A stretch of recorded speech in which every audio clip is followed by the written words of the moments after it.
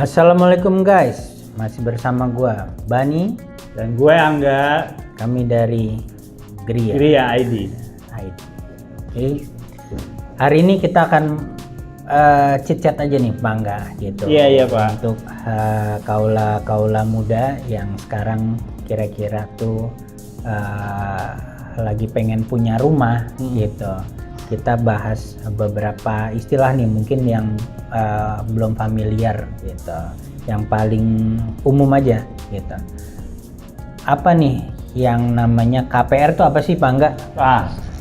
Kalau KPR sih sebenarnya suatu fasilitas yang diberikan, umumnya itu bank Pak. Suatu fasilitas yang diberikan bank umum kepada end user atau customer atau nasabahnya dan untuk memiliki sebuah hunian rumah kalau untuk yang diberikan KPR.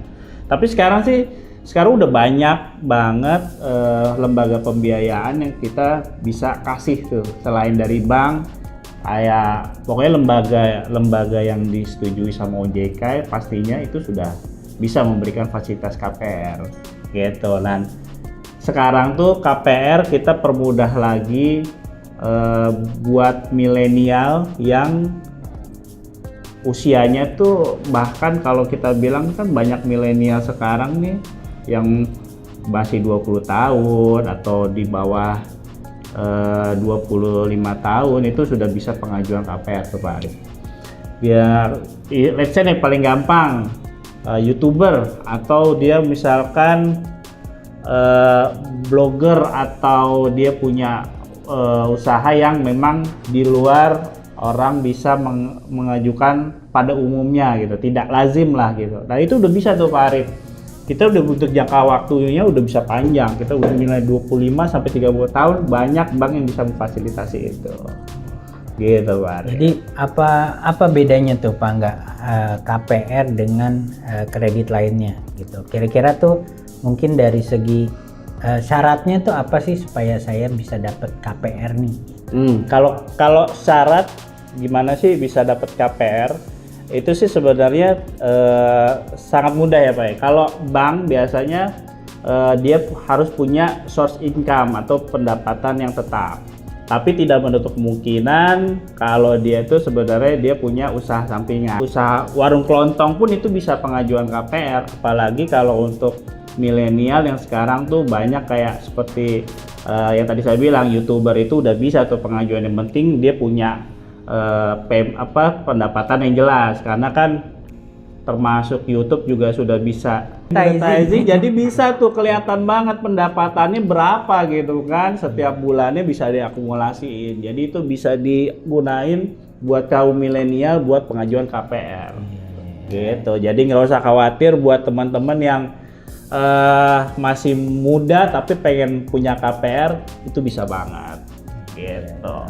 Nah, kalau misalkan kayak orang-orang yang freelance atau katakanlah pedagang pasar atau saya cuma jualan-jualan aja, itu kira-kira bisa nggak tuh Pak nggak tuh dapat KPR tuh? Nah, kalau untuk wira swasta ini, jadi kalau misalkan pedagang itu bisa juga Pak. Cuman memang prosesnya dia agak sedikit lebih panjang karena butuh analisa dari sisi perbankannya yang agak lebih dalam aja gitu, dari sisi pendapatannya, dari pembukuannya. Yang biasa menjadi kendala itu kalau pedagang khususnya warung kelontong atau pedagang sayur yang nggak ada itu biasanya pencatatan yang jelas. Sebenarnya kalau bank itu simpel, yang penting ada pencatatan yang jelas, keluar masuk uangnya dari mana, apalagi kalau bisa dibuktikan sama track record atau historical banknya, itu lebih enak lagi tuh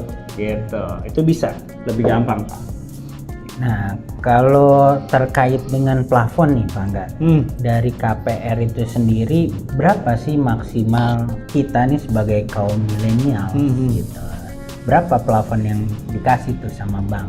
Oke, jadi kalau dari sisi plafon itu tergantung sih Pak. Memang setiap bank punya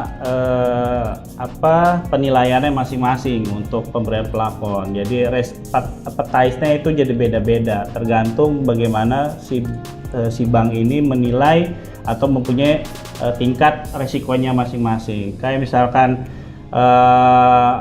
kalau untuk karyawan, selama dia gajinya itu ditransfer, selama tidak ada historical BI checking yang gimana-gimana gitu ya, itu mungkin lebih mudah, Pak. Tapi kalau mungkin dari sisi karyawan, tapi dia punya historical BI checkingnya agak kurang baik gitu dalam tanda kutip, nah itu mungkin akan ada pertimbangan resikonya masing-masing, yang itu akan menentukan berapa besar si customer tadi atau nasabah tadi mendapatkan fasilitas pembiayaan dari sebuah bank.